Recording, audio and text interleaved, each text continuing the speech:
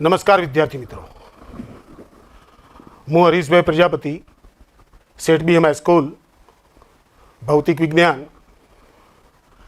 આજે આપણે ભૌતિક વિજ્ઞાનમાં ધોરણ 12માં પહેલા ચેપ્ટરનો અભ્યાસ કરવા જઈ રહ્યા છીએ.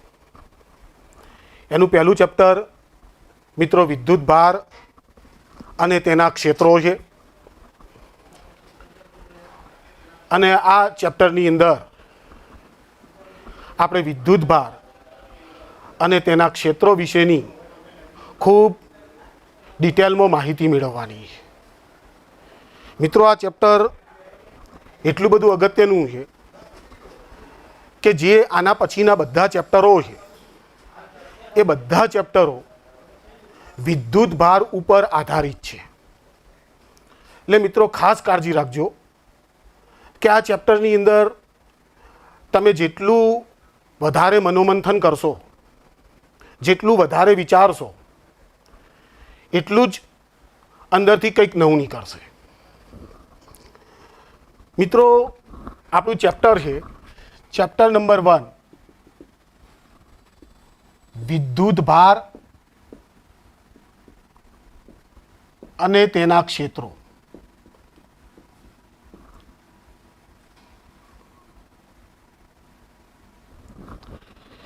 મિત્રો, ઘણી વખત વ્યવહારમાં એવું બનતું હોય છે કે સૂકા તાપમાનવાળું જ્યારે વાતાવરણ હોય ત્યારે સિન્થેટિક કપડાને આપણે સ્પર્શ કરીએ છીએ, એને પહેરીએ છીએ, એને ઉતારીએ છીએ ત્યારે એની અંદરથી કંઈક તણખા પડે છે.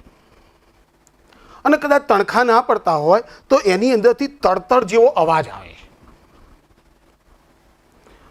સિન્થેટિક કપડાં પહેરતી વખતે, ઉતારતી વખતે, સ્પર્શ કરતી વખતે આવા તડતડ જેવા અવાજો જે આવે છે તો એના પાછળનું કારણ શું હોઈ શકે? ઘણી વખત વ્યવહારમાં એવી બધી ઘટનાઓ બનતી હોય છે કે ચોમાસામાં વીજળી થાય છે, બીજા કોઈ વાતાવરણમાં વીજળી થતી નથી, પણ ચોમાસામાં વીજળી થાય છે. ઘણી વખત વ્યવહારમાં એવું પણ બને છે કે આપણે ટીવીના સ્ક્રીન પાસે જઈએ છીએ તો આપણી રૂંવાટી જે છે એ રૂંવાટી સ્ક્રીન તરફ આકર્ષાય છે. આપણો દાંતીઓ જે છે એ કોળાવારમાં ઘસીએ છીએ અને નાના નાના કાગળના ટુકડાઓ નજીક લઈ જઈએ છીએ તો કાગળના ટુકડાઓ એ કાંસકા તરફ આકર્ષાય છે. તો મિત્રો, આના પાછળનું કારણ શું હોઈ શકે? અને એના પાછળનું મિત્રો કારણ સંશોધનનો એક વિષય બની ગયો અને પરિણામે આ વિદ્યુત ભાર આપણી પાસે આવ્યો. તો મિત્રો, પહેલી વસ્તુ તો એ છે કે આપણે વિદ્યુત ભારોને સારી રીતે સમજવાની જરૂર છે. તો વિદ્યુત ભાર શું છે, વિદ્યુત ભાર પદાર્થ કેવી રીતે પ્રાપ્ત કરતો હશે, એ બધી ડિટેલ જો જોઈતી હોય તો હું તમને જરા આપણા આવર્ત કોષ્ટકમાં લઈ જાઉં છું અને કેટલાક પરમાણુઓ વિશે જ્યારે આપણે જાણીએ જ છીએ પણ છતાં થોડું એના ઉપર હું કોન્સન્ટ્રેટ કરું છું. માની લઈએ કે મારી પાસે સોડિયમ પરમાણુ છે. સોડિયમનો પરમાણુ છે. મિત્રો, આપણે કાયમ માટે એવું કહીએ છીએ કે સોડિયમ પરમાણુ એ વિદ્યુત ભારની દ્રષ્ટિએ તટસ્થ છે. ચલો, ઓકે મિત્રો. સોડિયમનો પરમાણુ ક્રમાંક Z બરાબર 11 છે. સોડિયમનો પરમાણુ ક્રમાંક Z બરાબર 11 છે. એની ઇલેક્ટ્રોન સંરચના 1s2, 2s2, 2p6, 3s1 આવી કંઈક એની ઇલેક્ટ્રોન સંરચના થશે. મિત્રો, આપણને ખબર છે કે એની બાહ્યતમ કક્ષાની અંદર માત્ર એક ઇલેક્ટ્રોન છે. સોડિયમ ધાતુ તત્વ છે, હંમેશા ઇલેક્ટ્રોન ગુમાવવાની વૃત્તિ ધરાવે છે. મિત્રો, ખાસ ધ્યાન રાખજો, ધાતુ તત્વો ઇલેક્ટ્રોન ગુમાવવાની વૃત્તિ ધરાવે છે. એટલે સોડિયમનો જો પરમાણુ દોરવામાં આવે તો આ એનો ન્યુક્લિયસ છે, એની બાજુ આરી એની ઇલેક્ટ્રોનની બધી કક્ષાઓ છે. તો મિત્રો, આપણે બધા થોડું ઘણું જાણીએ જ છે કે એના ન્યુક્લિયસની અંદર 11 પ્રોટોન છે અને જે કક્ષાઓ છે એ કક્ષાઓની અંદર 11 ઇલેક્ટ્રોન ફરતા હશે.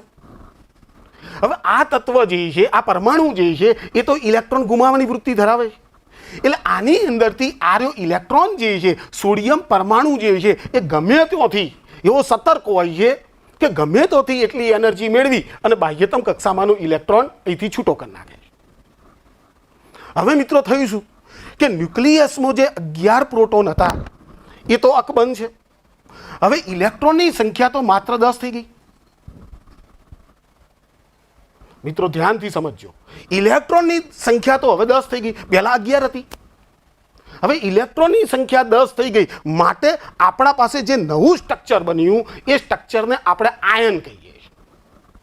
મિત્રો આ વસ્તુ ખાસ ધ્યાન રાખજો, આયન અને પરમાણુ બંને વસ્તુ જુદી.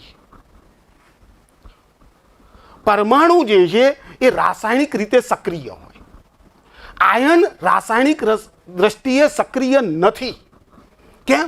એની બાહ્યતમ કક્ષા તો હવે સંપૂર્ણ થઈ ગઈ છે. એટલે હવે શું થશે કે આ 11 પ્રોટોન છે, 10 ઇલેક્ટ્રોન છે. એટલે મિત્રો આપણે આ કાયમ માટે આવું લખીએ છીએ Na+, એક ઇલેક્ટ્રોનની ઘટ પેદા થઈ. હા, મેં ક્લોરીન વિચારજો મિત્રો, તો ક્લોરીનનો પરમાણુ ક્રમાંક Z = 17 છે. એની બાહ્યતમ કક્ષા પૂર્ણ કરવા માટે એને માત્ર એક ઇલેક્ટ્રોનની જરૂર છે. એટલે એ ઇલેક્ટ્રોન મેળવે છે. ઇલેક્ટ્રોન મેળવશે એટલે પ્રોટોનની સંખ્યા કરતાં એક ઇલેક્ટ્રોન વધશે તો મિત્રો આપણે ક્લોરીન Cl- લખીએ છીએ. તો મિત્રો એક વસ્તુ નક્કી થઈ ગઈ. એક વસ્તુ નક્કી થઈ ગઈ કે પરમાણુ જ્યારે ઇલેક્ટ્રોન મેળવે છે અથવા ગુમાવે છે ત્યારે પરમાણુ વીજભાર થાય. તો આ વસ્તુ પદાર્થને લાગુ પાડો. મિત્રો બિલકુલ બહુ સ્પષ્ટ વાત છે કે જો કોઈ પણ પરમાણુ ઇલેક્ટ્રોન ગુમાવે છે તો એ ધન આયન બને છે. કોઈ પણ પરમાણુ ઇલેક્ટ્રોન મેળવે છે તો એ ઋણ આયન બને છે. તો વાર્તાનો સાર મિત્રો શું થયો? મિત્રો ધ્યાનથી સમજજો, જો કોઈ પદાર્થ ઇલેક્ટ્રોન ગુમાવે, મિત્રો ધ્યાનથી, જો કોઈ પદાર્થ ઇલેક્ટ્રોન ગુમાવે તો એ ધન વીજભારિત થાય, અને જો કોઈ પદાર્થ ઇલેક્ટ્રોન મેળવે તો એ ઋણ વીજભારિત થાય. મિત્રો નવું કશું જ નથી. 9મા ધોરણમાં 10મા ધોરણમાં આપણે આ બાબત ઉપર અભ્યાસ કરી જ ચૂક્યા છીએ, પણ હવે આને મારે ડિટેલમાં લઈ જવું છે. મિત્રો એક વસ્તુ નક્કી થઈ ગઈ કે કોઈ પણ પદાર્થ જ્યારે ઇલેક્ટ્રોનની લેવડ દેવડ કરે છે ત્યારે એ પદાર્થ વીજભારિત થાય. ચલો ઓકે મિત્રો, તો હવે પ્રશ્ન શું થાય છે મિત્રો?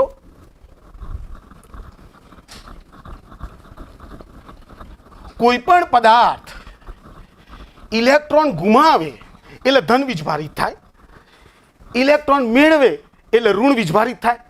તો મિત્રો આ અંગેના ઘણા બધા આપણી ચોપડીની અંદર ઘણા બધા પ્રયોગો કરવામાં આવ્યા છે.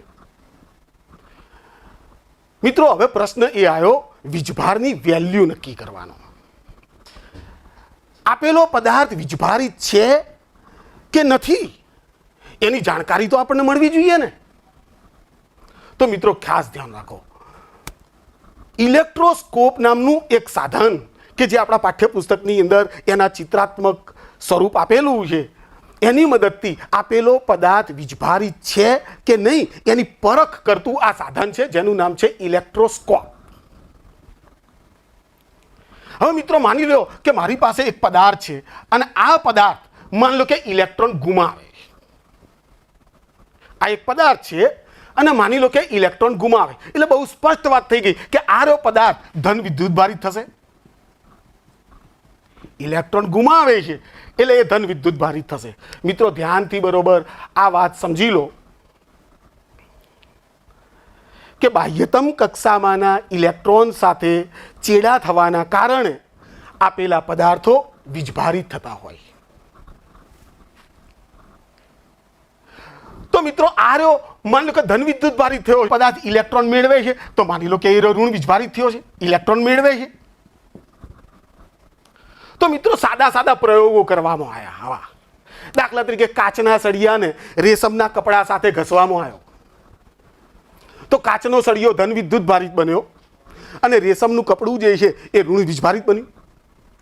એ જ પ્રમાણે પ્લાસ્ટિકના સળિયાને ફર સાથે ઘસવામાં આવ્યો તો પ્લાસ્ટિકનો સળિયો જે છે એ ઋણ વીજભારિત થયો અને જે ફર હતું એ ફર મીન્સ બિલાડીનું ચામડું, એ ચામડું ધન વિદ્યુતભારિત થયું. તો મિત્રો આવા જે પ્લાસ્ટિકના સળિયા છે અને જે કાચના સળિયા છે એ એકબીજાની નજીક લાવવામાં આવ્યા. બે કાચના સળિયા વિદ્યુત ભારિત કરી અને એકબીજાની નજીક લાવવામાં આવ્યા. બે પ્લાસ્ટિકના સળિયા વીજભારિત કરી એકબીજાની નજીક લાવવામાં આવ્યા. કાચનો સળિયો અને પ્લાસ્ટિકનો સળિયો એકબીજાની નજીક લાવવામાં આવ્યો. મિત્રો રિઝલ્ટ આવું મળ્યું. ધ્યાનથી બરોબર સાંભળજો. રિઝલ્ટ આવું મળ્યું કે બે સજાતીય વિદ્યુત ભારો જે છે એકબીજા વચ્ચે અપાકર્ષી બળ લગાડે છે. બે સજાતીય વિદ્યુત ભારો મીન્સ એક પ્લસ છે બીજો પણ પ્લસ છે. દાખલા તરીકે બે કાચના સળિયાઓને તમે એકબીજાની નજીક લાવશો, બે ધન વિદ્યુત ભારિત છે તો એના વચ્ચે અપાકર્ષી પ્રકારનું બળ લાગશે. એક કાચનો સળિયો છે અને બીજો વિદ્યુત ભારિત પ્લાસ્ટિકનો સળિયો છે, એને નજીક લાવશો બીજા વચ્ચે અપાકર્ષણ પેદા થશે. તો મિત્રો આ વાર્તાનો સાર આટલો આપણને ખબર પડી ગઈ. નંબર 1, વિદ્યુત ભારો બે પ્રકારના છે. નંબર 1 છે ધન વિદ્યુત ભાર અને બીજો છે ઋણ વિદ્યુત ભાર. માન લો કે આને હું ક્યુ વિદ્યુત ભાર કહી દઉં અને આને પણ માઇનસ ક્યુ વિદ્યુત ભાર કહી દઉં. તો બે સજાતીય વિદ્યુત ભારો, બે સજાતીય એટલે એક પ્લસ અને બીજો પ્લસ, તો આના વચ્ચે અપાકર્ષણ લાગે. એક પ્લસ અને બીજો માઇનસ, તો એના વચ્ચે આકર્ષી બળ લાગે. એક માઇનસ અને બીજો માઇનસ, તો એના વચ્ચે અપાકર્ષી પ્રકારનું બળ લાગે. મિત્રો ધ્યાનથી બરોબર સમજજો કે વિદ્યુત ભારોના બે પ્રકાર છે. એક ધન વિદ્યુત ભાર છે તો બીજો ઋણ વિદ્યુત ભાર છે. પણ મારો પ્રશ્ન એ હતો મિત્રો, ખાસ ધ્યાન રાખજો કે કેટલીક અંદર નાની નાની બાબતો એવી છુપાયેલી છે કે જે ઇનડાયરેક્ટલી આપણને ખબર પણ નથી. ચલો મિત્રો એક એવી વાત કહું, જે કાચનો સળિયો છે એ કાચના સળિયાને તમે રેશમના કપડા સાથે ઘસ્યો, મીન્સ તમે ઘર્ષણ કર્યું. આ ઘર્ષણના કારણે કાચના સળિયાને કંઈક ઉર્જા મળશે, એના પરમાણુને કંઈક ઉર્જા મળશે. મિત્રો ખાસ ધ્યાન રાખજો. એટલે કાચનો સળિયો શું કરે છે? ઇલેક્ટ્રોન ગુમાવે છે. ધ્યાનથી બરોબર વાપરજો. એટલે કાચનો સળિયો જે છે એ ધન વિદ્યુત ભારિત થયો, રેશમનું કપડું જે છે એ ઋણ વીજભારિત થયું. મિત્રો ધ્યાનથી બરોબર વાપરજો. માન લો કે આ કાચનો સળિયો છે, આ રેશમનું કપડું છે. હાલ આના ઉપર કોઈ વીજભાર છે ખરી? તો કે ના, આ એક તંત્ર છે મિત્રો. કાચનો સળિયો અને રેશમનું કાપડ એક તંત્ર છે. ઘસ્યા પહેલા એનો net charge is equal two 0. હવે મિત્રો શું થયું? હું જ્યારે કાચના સળિયાને રેશમના કપડા સાથે ઘસું છું એટલે કાચનો સળિયો ધન વિદ્યુત ભારિત થયો. એટલે જેટલા ઇલેક્ટ્રોન એને ગુમાયા હશે એ ગુમાયેલા ઇલેક્ટ્રોન રેશમના કપડા ઉપર હશે. કાચના સળિયા ઉપર એટલો ધન વિદ્યુત ભાર ખુલ્લો પડ્યો હશે. તો મિત્રો હવે મને કહેજો કે ભાઈ આ તંત્રનો હવે નેટ ચાર્જ કેટલો છે? જવાબ છે 0. તો મિત્રો આને શું કહેવાય? વિદ્યુત ભાર સંરક્ષણનો નિયમ કહેવાય. નવો વિદ્યુત ભાર પેદા થતો નથી, વિદ્યુત ભારનો સંગ્રહ થતો નથી. આ બધી વાતો શું છે? વિદ્યુત ભાર સંરક્ષણનો નિયમ. જેટલા ઇલેક્ટ્રોન કાચનો સળિયો ગુમાવશે એટલા જ ઇલેક્ટ્રોન રેશમનો ટુકડો મેળવતો હશે. મિત્રો આને કહેવાય વિદ્યુત ભાર સંરક્ષણનો નિયમ. બીજી વાત મિત્રો, હવે પ્રશ્ન એ પેદા થયો કે વીજભાર કેટલો હોય એની કંઈક વેલ્યુ તો હશે ને. મિત્રો ખાસ ખૂબ અગત્યની વાત. તો મિત્રો એક AR મિલિકાન નામનો એક વૈજ્ઞાનિક થઈ ગયો. AR મિલિકાન નામના વૈજ્ઞાનિકના ઓઇલ ડ્રોપ્સના પ્રયોગો ખૂબ પ્રચલિત છે મિત્રો. અને એના ઓઇલ ડ્રોપ્સના પ્રયોગોની મદદથી એને જે ઓઇલના ડ્રોપ્સ હતા એ ડ્રોપ્સ ઉપરનો બધો વીજભાર એને માપ્યો હતો. તો મિત્રો ખાસ ધ્યાન રાખો, એ પ્રયોગનો જે સાર છે એની અંદર AR મિલિકાનને ઓઇલના ટપકા ઉપરનો સૌથી નાનામાં નાનો વીજભાર 1.6 × 10⁻⁻19 કુલમ મળ્યો હતો. અને બાકીના જે વીજભારો છે એ બાકીના વિદ્યુત ભારો આના પૂર્ણાંક ગુણાંકમાં મળ્યા. એવો કોઈ બીજી કોઈ વેલ્યુ આવી જ નહીં. મિત્રો ખાસ ધ્યાનથી વાપરો કે AR મિલિકાન નામના ઓઇલ ડ્રોપ્સના જે પ્રયોગો હતા એ પ્રયોગો ઉપરથી એને સૌથી નાનામાં નાનો વીજભાર 1.6 × 10⁻⁹ કુલમ જેટલો એને પ્રાપ્ત થયો તો મિત્રો આ વેલ્યુને આપણે મૂળભૂત વીજભારના મૂલ્ય તરીકે સ્વીકાર. આ જે વેલ્યુ છે એ વેલ્યુને આપણે ઇલેક્ટ્રોનની વાત કરતા હોઈએ તો એનો આટલો 1.6 × 10⁻⁹ કુલમ જેટલો ઋણ વીજભાર હશે. અને જો પ્રોટોનની વાત કરતા આવીશું તો આપણી પાસે એક વસ્તુ નક્કી થઈ ગઈ, Q ± ±1.6 × 10⁻⁹ કુલમ. અને બાકીના ટપકાના જે વીજભારો હતા એ આના પૂર્ણાંક ગુણાંકમાં મળ્યા. મિત્રો ધ્યાનથી સાંભળજો, આનો અર્થ શું થાય કે વિદ્યુત ભારનું કન્ટાઇઝેશન થાય, સંરક્ષણ થાય. આના સિવાયનો વિશ્વમાં કોઈ વીજભાર શક્ય જ નથી. તો Q આપણી પાસે એની સૂત્ર આવ્યું. જો n શું છે તો n પૂર્ણાંક સંખ્યા છે. અને સ્મોલ e શું છે તો મિત્રો ધ્યાનથી E એ મૂળભૂત વીજભાર છે.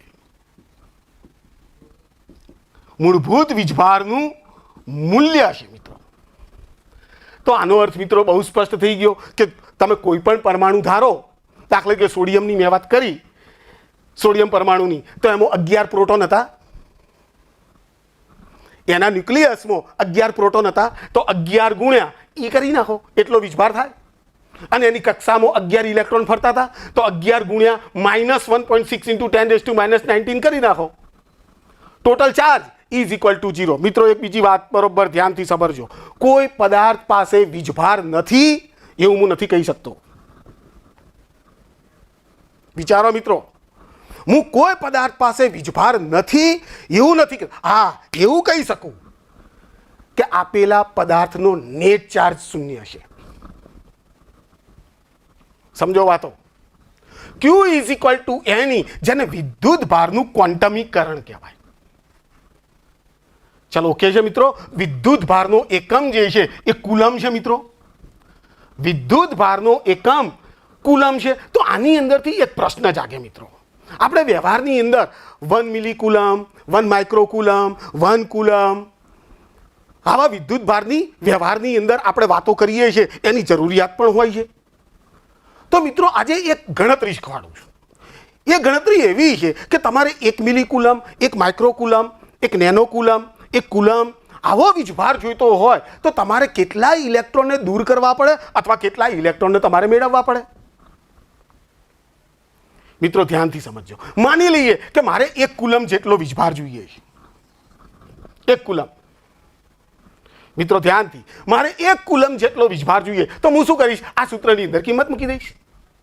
તો Q ની કિંમત મારે કેટલી જોઈએ છે, 1 કુલમ = Nm નો m 1.6 × 10⁻⁹. તો એના સૂત્ર કરતા બનાવું, n = 1/1.6 × 10⁻⁹ કુલ 19. 10⁻⁹ ને મિત્રો ઉપર લઈ જવું, = 10 ગુણ્યા 10⁸ ભાગ્યા 1.6 આવું આવશે. મિત્રો જો 10⁻⁹ ને ઉપર લઈ ગયો એટલે પ્લસ ઘાતાંક થશે. એના 10 જુદા પાડી નાખ્યા. સારો ભાગાકાર કરવા માટે કંઈક હું સારી ક્રિયા કરી રહ્યો છું તો 6 ને 10 ને 1.6 વડે ભાગશો, 6.25 ગુણ્યા 10⁸. મિત્રો ખૂબ અગત્યનો આંકડો. મિત્રો ધ્યાનથી સાંભળજો. આનો અર્થ શું થાય, મારે કોઈ પણ પદાર્થ ઉપર 1 કુલમ જેટલો વીજભાર પ્રસ્થાપિત કરવો હોય, મિત્રો કોઈ પદાર્થ ઉપર મારે 1 કુલમ જેટલો વિદ્યુતભાર પ્રસ્થાપિત કરવો હોય તો પદાર્થ પર મારે 6.25 ગુણ્યા 10⁸ જેટલા ઇલેક્ટ્રોન કો તો પદાર્થને આપવા પડે અને કો તો પદાર્થની બહાર મારે કાઢી લેવા પડે. મિત્રો ધ્યાનથી, માન લો કે પદાર્થને મારે -1 કુલમ જેટલો વીજભાર કરવો છે તો મિત્રો બહુ સ્પષ્ટ છે, આટલા ઇલેક્ટ્રોન એ પદાર્થની અંદર ઉમેરીશ. અને જો ધન વિદ્યુતભાર કરવો છે તો આટલા ઇલેક્ટ્રોન મારે આમાંથી બહાર કાઢી નાખવા પડશે. ચલો મિત્રો ક્લિયર છે. તો 1 નેનોકુલમ, 1 મિલીકુલમ એના માટે ઇલેક્ટ્રોનની કેટલી સંખ્યા તમારે જોઈશે એ ફટાફટ તમને જવાબો મળી જાય. તમારે સીધી 83 યાદ રાખવાની છે હવે મિત્રો. પણ મિત્રો એક બીજો મુદ્દો છે, ઇલેક્ટ્રોનને પણ દર છે. મિત્રો બહુ સરસ વાત છે. Electron, mass of electron is equal two 9.1 into 10⁻31 kilogram. મિત્રો ધ્યાનથી, માસ ઓફ ઇલેક્ટ્રોન, અહીં તો ઇલેક્ટ્રોનની લેવડ દેવડ થાય. કોઈ પદાર્થ ઇલેક્ટ્રોન મેળવતો હશે તો કોઈ પદાર્થ ઇલેક્ટ્રોન ગુમાવે છે વીજભારિત થવા માટે. તો મિત્રો ખાસ ધ્યાન રાખજો, હવે એક ઇલેક્ટ્રોન દૂર થશે અથવા મેળવશે તો એ પદાર્થનું દળ આટલું વધશે અથવા ઘટશે. મિત્રો ખ્યાલ આવે છે? આનો અર્થ શું થાય? કોઈ પણ પદાર્થને તમે વિદ્યુત ભારિત કરો ને તો પદાર્થનું દળ વધે અથવા ઘટે. મેળવતો હશે તો ઘટતું હશે, વધતું હશે, સોરી. જો પદાર્થ ઇલેક્ટ્રોન મેળવતો હશે તો એને આટલું દળ, પ્રત્યેક ઇલેક્ટ્રોનનું દળ પ્રાપ્ત થવાનું, એટલે એનું દળ વધશે. તો મિત્રો આવા નાના નાના જે MCQ પ્રકારના પ્રશ્નો અનેક વખત પરીક્ષાઓની અંદર પૂછાઈ ચૂકેલા છે, એ પ્રશ્નો પર તમે ખાલી એક નજર મારી દેશો તો પણ તમને આસાનીથી એ વસ્તુ આવડી જાય એવી છે. ચલો મિત્રો સહેજ આગળ વધો. મિત્રો પ્રશ્ન એ છે, આપણે પદાર્થને વીજભારિત તો કરી નાખ્યો, એટલે તમે કદાચ એવું સમજ્યા છો કે ભાઈ કાચના સળિયાને રેશમના કપડા સાથે ઘસવાથી વીજભારિત, આપેલો પદાર્થ વીજભારિત થઈ જાય. પ્લાસ્ટિકના સળિયાને ફર સાથે ઘસીશું, આપેલા પદાર્થો વીજભારિત થઈ જાય. વાત સાચી, બિલકુલ વાત સાચી. પણ શું આના સિવાય કોઈ એવી રીતો ખરી કે જેને જે રીતે પદાર્થને વીજભારિત કરી શકાય? તો મિત્રો જવાબ છે હા. મિત્રો ધ્યાનથી, બીજી એક રીતની વાત કરી રહ્યો છું, બહુ ટૂંકમાં વાત કરી રહ્યો છું, જેનું નામ છે સંપર્કની રીત. સંપર્ક. મિત્રો સંપર્ક પણ બે પ્રકારના હોય. નંબર 1 છે ભૌતિક સંપર્ક અને નંબર 2 છે વિદ્યુતીય સંપર્ક, વિદ્યુત સંપર્ક. તો મિત્રો હું બંનેની વાત કરું છું. માની લઈએ કે મારી પાસે એક ગોળો છે જેના ઉપર માન લો કે પહેલેથી +Q વીજભાર પ્રસ્થાપિત કરેલો છે. મિત્રો ધ્યાનથી, એક મારી પાસે ગોળો છે જેના ઉપર મેં +Q વીજભાર પ્રસ્થાપિત કરેલો છે. એની નજીકમાં એનું ભૌતિક સંપર્ક થાય એ રીતના માન લો કે એના સાઇઝનો જ, એ જ મટીરિયલનો મેં એક બીજો ગોળો મૂક્યો છે. મિત્રો આના ઉપર કોઈ વીજભાર નથી. જો બંનેની ત્રિજ્યા, બંનેના પરિમાણો એક સરખા, બંનેના પરિમાણો એક સરખા છે, દ્રવ્ય પણ સમાન છે, એવા બે ગોળાઓનું મેં ભૌતિક સંપર્ક કરાયું કહેવાય. હવે મિત્રો ધ્યાનથી, માન લો કે આ રહ્યો ગોળો જે છે એનો એ જ ગોળો છે જેના ઉપર Q વીજભાર છે, અને આ ગોળો જે છે એનો એ જ ગોળો છે, અહીંયા મૂકું છું, ભૌતિક સંપર્કમાં નથી. પણ મિત્રો હું શું કરું છું ખબર છે કે આ બંને ગોળાઓ વચ્ચે એક વાહક તાર જોડી દઉં. મિત્રો આ બંને વચ્ચે વાહક તાર જોડી દઈ દઉં. આને કહેવાય વિદ્યુતીય સંપર્ક, આને કહેવાય ભૌતિક સંપર્ક. મિત્રો બને છે શું? મિત્રો ધ્યાનથી સમજજો કે થાય છે શું? જો આ બંને ગોળાઓને એકબીજાનો સંપર્ક કરાવી છૂટા પાડવામાં આવે તો મિત્રો આ પહેલા ગોળા ઉપર Q/2 જેટલો વીજભાર અને બીજા ગોળા ઉપર Q/2 જેટલો વીજભાર પ્રસ્થાપિત થઈ જાય છે.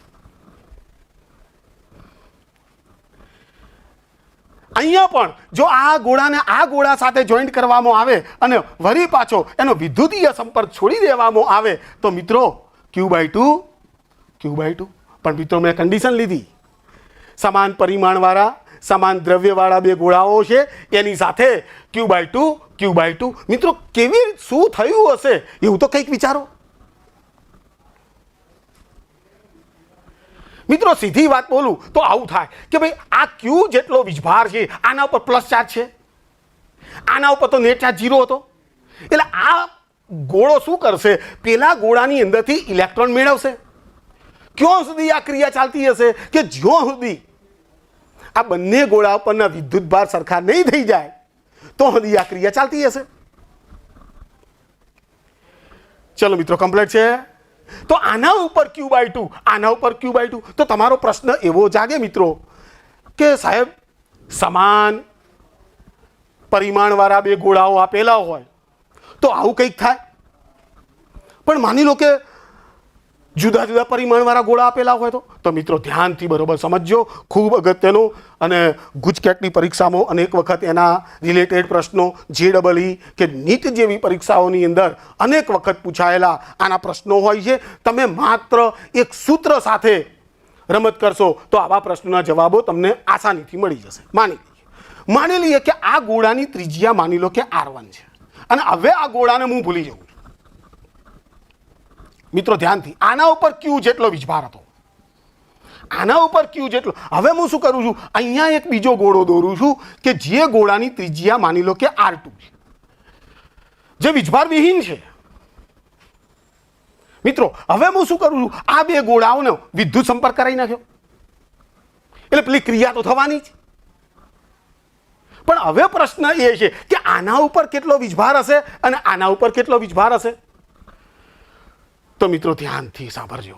જો આના ઉપરનો તમારે વીજભાર શોધવો હોય, જેને માની લો કે હું Q1 કહી દઉં, is equal two R1 upon R1 plus R2 કૌંસની બહાર કેપિટલ Q. મિત્રો ધ્યાનથી, Q1 is equal two R1 upon R1 plus R2 કૌંસની બહાર કેપિટલ Q શું છે? આનો નેટ ચાર્જ. R1 ને R2 તો આપણે જાણીએ જ છીએ. અને જો આના ઉપરનો વીજભાર તમારે નક્કી કરવો હોય, જેને હું Q2 કહી દઉં, Q2 is equal two R2 ભાગ્યા R1 પ્લસ R2 કૌંસની બહાર કેપિટલ Q. મિત્રો કોઈ પણ પ્રશ્નો હશે, ફટાફટ તમે આ સૂત્રોની મદદથી સોલ્વ કરી શકશો. એટલું ખૂબ અગત્યનું સૂત્ર છે. ચલો મિત્રો, કમ્પ્લીટ છે. તો આ થઈ સંપર્કની રીત. મિત્રો સંપર્કની રીત દ્વારા પણ આપેલા પદાર્થોને તમે વિદ્યુત ભારિત કરી શકો છો, અને એની અંદરથી આપણને ખૂબ સરસ મજાનું સૂત્ર મળ્યું છે. મિત્રો તમે લોકો નોટ, પેન અને કેલ્સી લઈને બેસજો, જેથી તમે આ સૂત્રો તમારા નોટની અંદર તમે ઉતારી શકો. ઘણા બધા સ્વરૂપમાં આ સૂત્ર પુસ્તકો છાપે છે. A upon A plus B વાળું પણ સૂત્ર છાપે છે. એક ગોળાની ત્રિજ્યા A હોય, બીજા ગોળાની ત્રિજ્યા B હોય. પણ મિત્રો એક ખાસ વાત કહું છું કે આ જે Q છે ને, એ નેટ ચાર્જ છે. ઘણી વખત આવા પ્રશ્નો હોય. મિત્રો ધ્યાનથી, મને યાદ આવ્યું એટલે કહું છું કે માની લો કે એક મારી પાસે ગોળો છે જેના ઉપર Q જેટલો વીજભાર છે. માન લો કે એની સાઈડની અંદર બીજો એક ગોળો છે જેના ઉપર Q/2 જેટલો વીજભાર છે. હવે આ બંનેનું વિદ્યુત સંપર્ક કરાવું છું. મિત્રો ખ્યાલ આવ્યો તમને હું શું કહી રહ્યો છું? કે મારી પાસે જે બે ગોળા છે, જે બે પદાર્થો છે, એ પદાર્થો બંને પહેલેથી વીજભારિત છે. હવે હું એનો વિદ્યુત સંપર્ક કરાવું છું, અને વિદ્યુત સંપર્ક કરાવી અને મિત્રો જો છૂટા પાડવામાં આવે તો હવે પ્રશ્ન છે કે હવે આ ગોળા ઉપર કેટલો વીજભાર હશે અને આ ગોળા ઉપર કેટલો વીજભાર હશે. તો મિત્રો ધ્યાનથી સાંભળજો. આ સૂત્રની અંદર જે Q છે એ નેટ ચાર્જ છે. તો તમારી પાસે આ ગોળાઓ જ્યારે એકબીજા સાથે વિદ્યુત સંપર્કમાં હતા ત્યારે Q પ્લસ Q/2 બગડો જશે. આમ ઇઝ ઇક્વલ ટુ 3Q/2 આટલો નેટ ચાર્જ તમારે અહીં ગાડી મૂકવો પડે, ત્યારે તમારો સાચો જવાબ આવે. ચલો મિત્રો, કમ્પ્લીટ છે. તો સંપર્કની રીત દ્વારા આપણે આપેલા પદાર્થોને વીજભારિત કરી શકીએ છીએ મિત્રો. અને એક ખૂબ અગત્યની મિત્રો ત્રીજી રીત છે, જેનું નામ છે વિદ્યુત ભારનું પ્રેરણ. મિત્રો તમે મુદ્દાઓ નોંધતા જજો જરા. વિદ્યુત ભારનું પ્રેરણ પહેલા મિત્રો સમજી લો કે તમારે કોઈ પણ બે પદાર્થોને ઘસવાના નથી. ચલો, એટલે એ મુદ્દો જ ગયો. બીજી વાત, બે પદાર્થોનું ભૌતિક સંપર્ક કે વિદ્યુતીય સંપર્ક પણ કરાવવાનો નથી, અને છતાં આપેલા પદાર્થનું ચાર્જિંગ કરવું છે, આપેલા પદાર્થને વીજભારિત કરવો છે. એ રીતનું નામ છે મિત્રો વિદ્યુત ભારનું પ્રેરણ. તો મિત્રો શું થાય? ચલો ધ્યાનથી, માન લો કે મારી પાસે એક સુવાહક ગોળો છે, એની નજીકની અંદર બીજો એક સુવાહક ગોળો છે. આ બંને સુવાહક ગોળાઓને માની લઉં કે મેં એક અવાહક સ્ટેન્ડ ઉપર મૂકેલા છે. આ એ ગોળો છે અને આ માની લો કે બી ગોળો છે, જેનો નેટ ચાર્જ મિત્રો શૂન્ય છે. એ સુવાહક ગોળાઓ છે, અવાહક સ્ટેન્ડ ઉપર મેં એને મૂકેલા છે. ગોળો એ અને ગોળો બી, ગોળાનું એક તંત્ર છે જેનો નેટ ચાર્જ શૂન્ય છે. હવે મિત્રો હું શું કરું છું? મિત્રો બરોબર ધ્યાનથી સમજી લો કે હું શું કરું છું. આની નજીકમાં એક કાચનો સળિયો રેશમના કાપડ સાથે ઘસી અને ધન વિદ્યુત ભારિત કર્યો છે એવો એક કાચનો સળિયો હું એ ગોળાની નજીકમાં લાવું. મિત્રો ધ્યાનથી સમજજો હા વાત. હું કાચનો સળિયો જે છે એ કાચનો સળિયો જે ધન વિદ્યુત ભારિત કરી અને માની લઈએ કે આની નજીકમાં હું લાવું. મિત્રો મેં સ્પર્શ કરાયો છે? ના. મેં વિદ્યુત સંપર્ક કર્યો છે? તો પણ ના. મેં તો એની નજીકમાં રાખ્યો છે. હવે મિત્રો શું થશે એ જરા વિચાર લઈએ. હવે મિત્રો જેવો આ ધન વિદ્યુત ભારિત સળિયો, કાચનો સળિયો તમે આ એ ગોળાની નજીક લાવશો એટલે આની અંદર રહેલા જે ઇલેક્ટ્રોન્સ છે એ ઇલેક્ટ્રોન્સ બધા આની તરફ આકર્ષાશે, ધન વિજભાર તરફ આકર્ષણ થશે. આકર્ષણ થવાના કારણે આ ગાડી બધા ઇલેક્ટ્રોન જે છે એ ઇલેક્ટ્રોન બધા આ ગોળા એની આ સપાટી તરફ બધા ભેગા થવા માંડશે. તો આ ઇલેક્ટ્રોન જ્યોથી આવ્યા હશે તો ગાડી બધો ધન વિદ્યુત ભાર ખુલ્લો પડતો હશે. તો અહીં ગાડી આ ગોળા બીની આ સપાટી બાજુ એટલો ને એટલો આ બાજુ ધન વિદ્યુત ભાર પ્રસ્થાપિત થતો હશે. મિત્રો હવે પૂછું, આનો નેટ ચાર્જ કેટલો છે? જવાબ છે 0 જ. જો જેટલા ઇલેક્ટ્રોન દોર્યા છે એટલો ધન વિદ્યુત ભાર દોર્યો છે. હવે મિત્રો ખાસ ધ્યાન રાખવાની જરૂર છે. હવે આ જે ઇલેક્ટ્રોન્સ છે એ ઇલેક્ટ્રોન્સ ગોળા એની એ સપાટી બાજુ છે, આ ધન વિદ્યુત ભાર જે ખુલ્લો પડ્યો છે એ ગોળા બીની આ સપાટી બાજુ છે. તો મિત્રો પ્રશ્ન એ થાય છે કે સાહેબ આ ઇલેક્ટ્રોન કેટલા આવી શકે અને ધન વિદ્યુત ભાર સામે કેટલો ખુલી શકે? તો મિત્રો ધ્યાનથી સમજો. હવે શું થાય છે કે મેં ધન વિદ્યુત ભારિત સળિયો અહીં ગાડી મૂકી દીધો છે તો આ મટીરિયલની અંદરથી બધા ઇલેક્ટ્રોન ખેંચાઈ અને આ બાજુ આવ્યા હશે. હવે અહીં ગાડી ઇલેક્ટ્રોનની સંખ્યા ક્રમશઃ વધતી જશે. મિત્રો ધ્યાનથી વાપરજો. આ બાજુ ઇલેક્ટ્રોનની સંખ્યા વધતી જાય છે. હવે શું થાય છે મિત્રો ખાસ ધ્યાન રાખજો કે હવે નવા ઇલેક્ટ્રોન જે આ બાજુ ખેંચાતા હશે એના ઉપર આ બધા ભેગા થયેલા ઇલેક્ટ્રોન અપાકર્ષી બળ લગાડશે. મિત્રો ખાસ ધ્યાન રાખજો. શું બને છે ઘટના કે જે નવા ઇલેક્ટ્રોન્સ હવે આ બાજુ આવી રહ્યા છે એના ઉપર આ બધા ઇલેક્ટ્રોન જે છે એ અપાકર્ષી પ્રકારનું બળ લગાડશે. જ્યારે આ સળિયો જે છે એ તો ધન વિદ્યુત ભારિત છે એટલે આ ઇલેક્ટ્રોન ઉપર એ આકર્ષી પ્રકારનું બળ લાગતું હશે. મિત્રો ધ્યાનથી બરોબર સમજી લો આ ક્રિયા ક્યારે અટકે? આ ક્રિયા ક્યારે અટકે છે કે પેલું અપાકર્ષી બળ અને આ આકર્ષી બળ જ્યારે એકબીજાને બેલેન્સ કરે છે ત્યારે મિત્રો સંતુલિત સ્થિતિ પ્રાપ્ત થાય. બહુ સ્પષ્ટ વાત છે મિત્રો. મેં આ જે ચિત્ર દોરેલું છે એ ચિત્ર સંતુલિત સ્થિતિનું જ છે કે હવે કોઈ નવો ઇલેક્ટ્રોન આ છેડા તરફ આવતો નથી, કોઈ નવો ધન વિદ્યુત ભાર આ છેડા પાસે ખુલ્લો પડતો નથી. એવી એક સંતુલિત સ્થિતિ મેં દોરેલી મિત્રો. ચલો હવે છેડ આગળ વિચારીએ.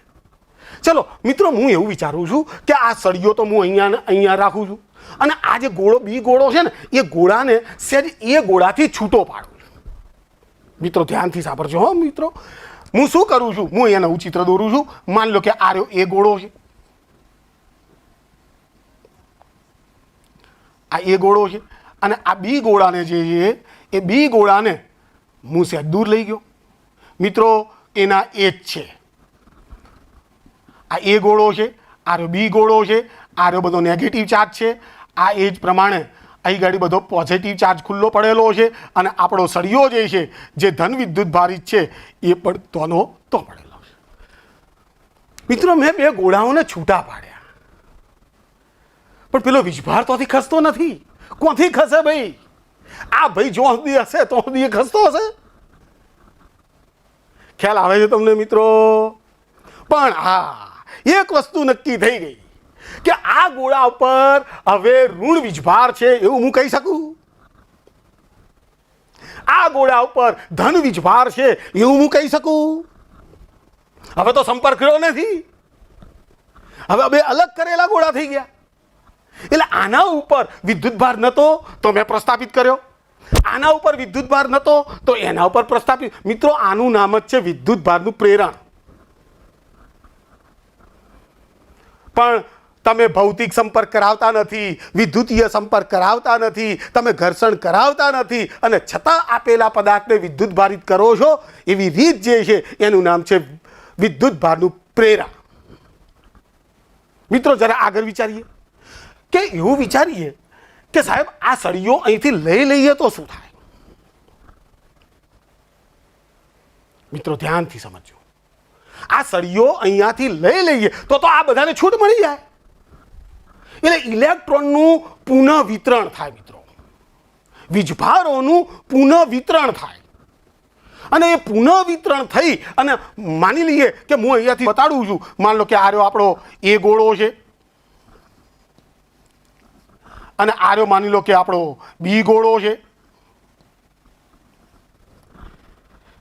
બી ગોળો છે અને માની લઈએ કે એક વાત બીજી કરવી છે મિત્રો, ધ્યાનથી, કે હું આના વચ્ચેનું આ જે અલગ કરેલા ગોળા છે ને એમના વચ્ચેનું અંતર પણ વધારી નાખું છું અને અહીંયાથી કાચનો સળિયો જે છે એને પણ અહીંયાથી દૂર કરી નાખું છું. મિત્રો, માની લઈએ કે આ ગોળાને મેં સહેજ દૂર લઈ ગયો. આ ગોળાને હું આટલે લઈ જાઉં છું. આ એ ગોળો છે તો આ બી ગોળો છે. મિત્રો, ધ્યાનથી, આ ગોળાઓ એના એ જ છે. ફરી કહું છું મિત્રો, ગોળાઓ એના એ જ છે. તો શું થશે? આ વિદ્યુત ભારોનું પુનઃ વિતરણ થાય છે અને પુનઃ વિતરણ થઈ અને મિત્રો આ જે વીજભાર છે એ વિદ્યુત ભાર આ ગોળા ઉપર આ રીતના પ્રસ્થાપિત થઈ જાય છે. ટૂંકમાં આ જે રીત છે એ રીતનું નામ છે વિદ્યુત ભારનું પ્રેરણ. ચલો મિત્રો, ઓકે છે. હવે કોઈને એવો પ્રશ્ન જાગે કે સાહેબ આના ઉપર તમે ઋણ વિદ્યુત ભાર લાયા, આના ઉપર તમે ધન વિદ્યુત ભાર લાયા, ધન અને ઋણ વિદ્યુત ભાર, પણ માની લઈએ કે મારી પાસે સાહેબ એક જ ગોળો હોય, એક જ ગોળો, અને એના ઉપર મારે ધન વિદ્યુત ભાર લાવવો છે. મિત્રો, બહુ ફર્સ્ટ ક્લાસ પ્રશ્ન. મારી પાસે આવા બે નથી, મારી પાસે એક જ સુવાહક ગોળો અને એના ઉપર માન લો કે મારે ધન વિદ્યુત ભાર લાવવો છે, મારે ઋણ વિદ્યુત ભાર લાવવો છે. તો મિત્રો, શું હું આવી લાવી શકું? તો કે યસ. કેવી રીતે? તો માની લઈએ કે મારી પાસે એક જ ગોળો છે. માન લો કે એ ગોળો હતો, બરાબર છે. તો એને એક આવા સ્ટેન્ડ ઉપર મૂકી દીધો જેનો નેટ ચાર્જ તો 0 છે. હવે માની લઈએ કે અહીંયાથી હું એક કાચનો સળિયો જે છે એ પહેલેથી ધન વિદ્યુત ભારિત છે, એની નજીક લાવું. ઘટના તો આની યાદ બનવાની. આ બાજુ બધા ઇલેક્ટ્રોન એકઠા થવાના, તો આ છેડે પર હવે બધા ધન વિદ્યુત ભાર ખુલ્લો પડવાનો. મિત્રો, ધ્યાનથી સમજજો. હવે મારી પાસે બે ગોળા નથી. હવે તમારો પ્રશ્ન એ છે એને ઋણ વીજભારિત કરવો છે, એને ધન વીજભારિત કરવો છે. તો મિત્રો, બરોબર ધ્યાનથી સમજી લો કે જો આ ગોળાને મારે ઋણ વિદ્યુત ભારિત કરવો હોય ને, ઋણ વિદ્યુત ભારિત, તો હું શું કરીશ? આ જે ગોળો છે એનો આ ભાગથી એક વાહક તાર લઈ અને એનું જમીન સાથે અર્થિંગ કરી નાખીશ. જમીન સાથે એનું અર્થિંગ કરી નાખ્યું. અર્થિંગ કરીશ એટલે શું થશે? જમીનની અંદરથી, પૃથ્વીની અંદરથી ઇલેક્ટ્રોન આ ગોળાને મળશે એટલે આ બધાને અહીં ગાડીથી તટસ્થ કરી નાખશે. આપણું કામ પૂરું થઈ ગયું. આનું કામે પૂરું થઈ ગયું. આને અહીંથી હટાવી લઉં તો મિત્રો શું થઈ જાય? આવા કંઈક પુનઃ વિતરણ થઈ અને એના ઉપર ઋણ વિદ્યુત ભાર પ્રસ્થાપિત થઈ જાય. ચલો મિત્રો, ઓકે છે. તો આવી રીતે તમે વિદ્યુત ભારના પ્રેરણ દ્વારા તમે મિત્રો આપેલા પદાર્થને વીજભારિત કરી શકો છો. તો આપણી પાસે 3 રીતો થઈ મિત્રો. ઘર્ષણની રીત છે, સંપર્કની રીત છે, વિદ્યુત ભારના પ્રેરણની રીત છે, જેના દ્વારા આપેલા પદાર્થોને આપણે વિદ્યુત ભારિત કરી શકીએ છીએ. મિત્રો, હવે આ ચેપ્ટરની ખૂબ અગત્યની વાત આપણે કહીએ છીએ, સજાતીય વિદ્યુત ભારો વચ્ચે અપાકર્ષી પ્રકારનું બળ લાગે, વિજાતીય વિદ્યુત ભારો વચ્ચે આકર્ષી પ્રકારનું બળ લાગે. મિત્રો, કેટલું? કેટલું બળ લાગે એ મારે કેલ્ક્યુલેશન કરે. તો એના માટે કુલમ નામનો એક વૈજ્ઞાનિક થઈ ગયો. મિત્રો ધ્યાનથી, અને કુલમ નામના વૈજ્ઞાનિકે આ વિદ્યુતીય બળ કેવી રીતે શોધવું એના માટેનો એક નિયમ આપ્યો. મિત્રો ધ્યાનથી માની લઈએ કે મારી પાસે એક Q1 વીજભાર છે અને માની લઈએ કે એનાથી દૂર માની લો કે Q2 વીજભાર છે. બંને વીજભારો વચ્ચેનું અંતર મિત્રો માની લો કે સ્મોલ r જેટલું છે. બે બિંદુવત વીજભારો છે, સ્થિર વીજભારો છે. મિત્રો ધ્યાનથી સાંભળજો હો, આ બધા વીજભારો છે ને એ વિદ્યુત ભારો સ્થિર વીજભારો છે, એ ગતિમાન નથી. મેં તમને શરૂઆતમાં વાત કરી ને, પેલો તણખો થાય છે, તડતડ અવાજ થાય છે. તો આ વિદ્યુત ભારોને જો કોઈ માર્ગ મળી જાય ને તો એનું વહન થવા માંડે અને વહનના કારણે આવી ઘટનાઓ બને. મિત્રો ખાસ ધ્યાન રાખજો, આ બધું સ્થિર વીજભારો છે જે માર્ગ ગોતી રહ્યા છે કે ભાઈ અમારે કોઈ વાહક મળી જાય તો અમે ગતિ કરી શકીએ. જવા દો મિત્રો વાત. મારી પાસે એક Q1 વીજભાર છે, એક Q2 વીજભાર છે જેના વચ્ચેનું અંતર r છે. તો કુલમ નામનો વૈજ્ઞાનિક શું કહે છે મિત્રો ધ્યાનથી સમજજો. શૂન્યાવકાશમાં રહેલા બે બિંદુવત સ્થિર વીજભારો વચ્ચે લાગતું વિદ્યુતીય બળ. મિત્રો સ્પીચ પર ધ્યાન આપો.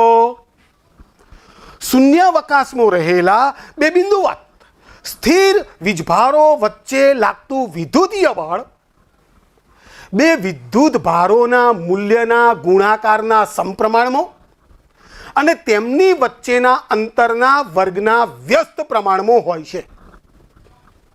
અને આ બળ હંમેશા બે વીજભારોને જોડતી રેખા ઉપર લાગતું હોય. મિત્રો શૂન્યાવકાશની વાત મેં કીધી, બે બિંદુવત વીજભાર પણ કેવા સ્થિર વીજભારો, એના વચ્ચે લાગતું વિદ્યુતીય બળ. તો કુલમ એમ કહે છે કે આ લાગતું વિદ્યુતીય બળ F is proportional to Q1 into Q2. બે વિદ્યુત ભારના મૂલ્યના ગુણાકારના સમપ્રમાણમાં અને તેની વચ્ચેના અંતરના વર્ગના. મિત્રો બંનેનું સંયોજન કરી અને હું વચ્ચે એક અચળાંક મૂકી દઉં છું. Therefore F is equal to મિત્રો K Q1 Q2 ભાગ્યા r². મિત્રો આ જે સૂત્ર છે એ સૂત્રનું નામ છે કુલમનો નિયમ. પણ સાચવજો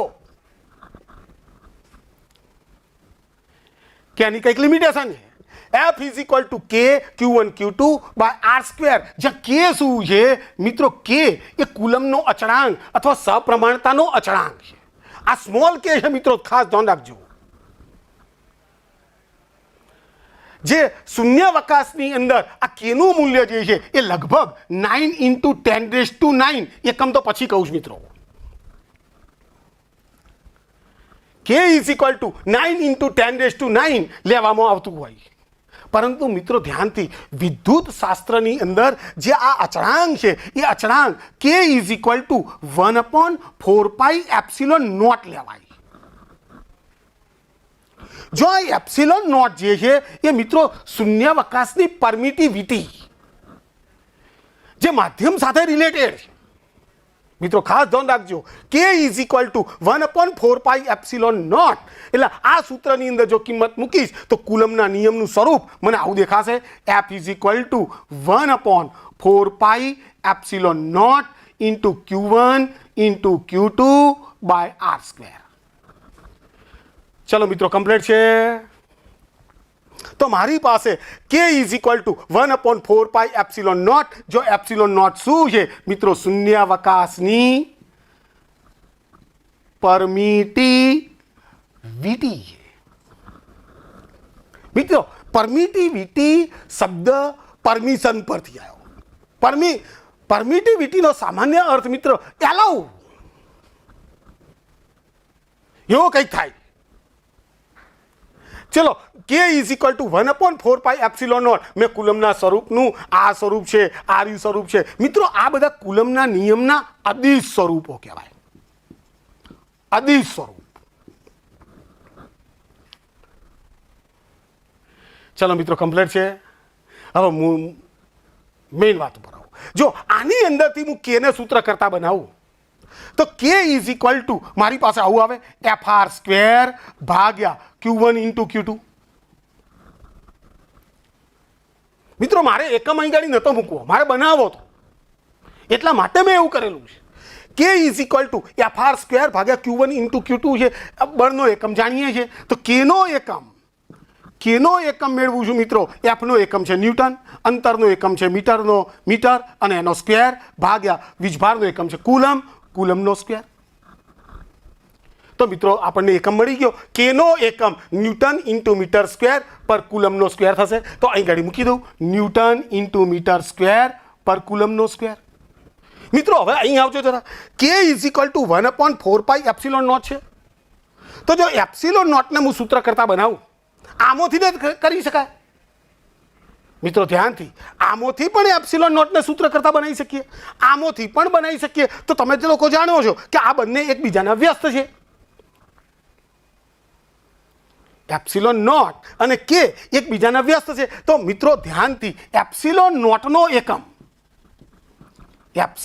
નોટનો એકમ મારી પાસે આવો થશે કુલમ સ્ક્વેર પ્રતિ ન્યૂટન ઇન્ટુ મીટરનો સ્ક્વેર. ચલો મિત્રો કમ્પ્લીટ છે.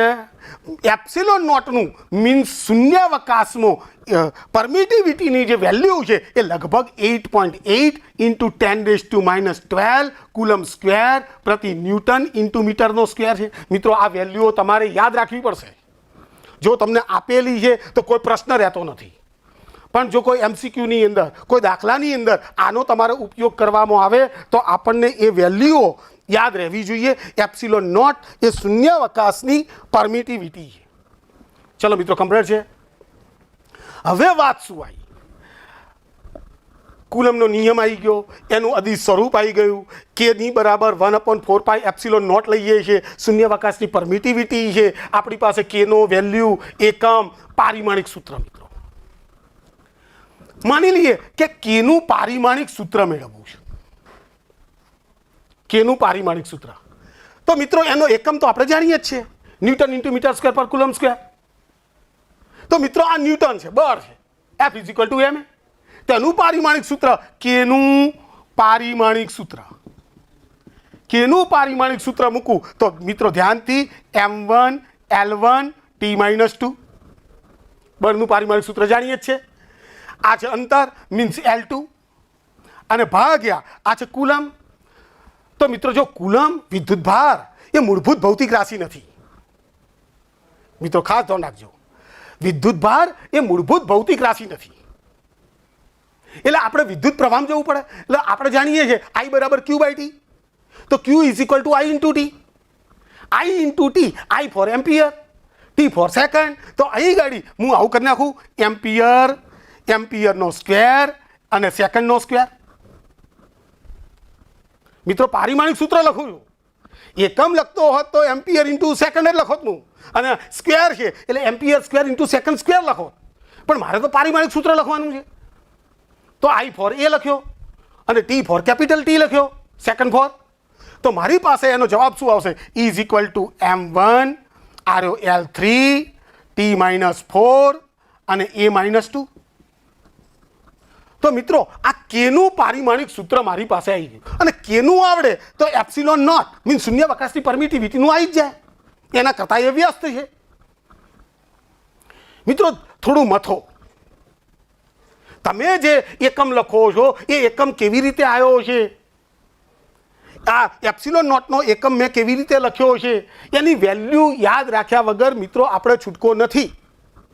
વેલ્યુ તો આપણે તૈયાર કરવી જ પડશે એની. પણ આ બધું જે ખેલ ચાલી રહ્યો છે એ બધો શૂન્યાવકાશમાં છે મિત્રો, અને એ હવાને આપણે લાગુ પાડીએ છીએ. પણ હવે પ્રશ્ન મિત્રો એ છે કે માની લઈએ કે મને બે વીજભાર વચ્ચે કોઈ બીજું માધ્યમ આપ્યું હોય તો. મિત્રો ખાસ ધ્યાન રાખજો. હવે બે વીજભારો વચ્ચે માન લો કે બે વિદ્યુત ભારને મેં કેરોસીનમાં મૂકેલા છે, બે વિદ્યુત ભારને મેં પાણીમાં મૂકેલા છે. તો મિત્રો શું કરવું? મિત્રો ધ્યાનથી બરોબર સાંભળજો. મિત્રો હવે હું શૂન્યાવકાશની પરમિટિવિટી વાપરી શકતો નથી, કારણ કે મેં બે વીજભારને કોઈ અન્ય માધ્યમો મૂક્યા છે. તો મિત્રો ખૂબ અગત્યની વાત, તો હવે જો આ બે વિદ્યુત ભારો વચ્ચેનું અંતર આર જ રાખું છું, વિદ્યુત ભારો એના એ જ, અંતર પણ એમના એમ, વચ્ચેનું માધ્યમ મેં બદલી નાખ્યું. તો મિત્રો હવે જે નવું બળ લાગશે એ એફ ઇઝ ઇક્વલ ટુ, મિત્રો ધ્યાનથી આપણી પાસે જો Q1 Q2 બદલ્યો છે, આર બદલ્યો છે, તો કે ના આર બદલ્યો છે, તો કે ના, તો મારી પાસે જે જવાબ આવશે 1/4 epsilon into Q1 into Q2 by R square થશે. મિત્રો ખૂબ અગત્યની વાત, જો એપ્સિલોન કોણ છે મિત્રો, તો જે તે માધ્યમની પરમિટિવિટી. મિત્રો ખાસ ધ્યાન રાખજો, એપ્સિલોન જે છે એ જે તે માધ્યમની પરમિટિવિટી, આ શૂન્યાવકાશની પરમિટિવિટી છે. હા મિત્રો, હું શું નાટક કરું છું જરા જોજો.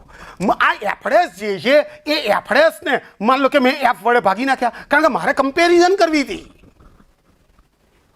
કે બે વિદ્યુત ભારો હવામાં રહેલા હોય અને બે વિદ્યુત ભારો પાણીમાં રહેલા હોય કે કેરોસીનમાં રહેલા હોય કે કોઈ બીજા માધ્યમો રહેલા હોય, તો મારે રિઝલ્ટ કેવા આવશે. તો મિત્રો ધ્યાનથી અહીં ગાડી એફડેસ ભાગ્યા એફ કરું is equal to 1/4 epsilon into Q1 into Q2 by R square, અને એને એફ વડે ભાગવાના એટલે આર ઉપર જે છે એ આખું ઉપર જતું રહેશે, એટલે અહીં ગાડી આવશે 4 epsilon naught into R square ભાગ્યા Q1 into Q2, Q1 into Q2 cancel, 4 cancel, R square cancel, F dash upon F is equal to epsilon naught upon epsilon થશે.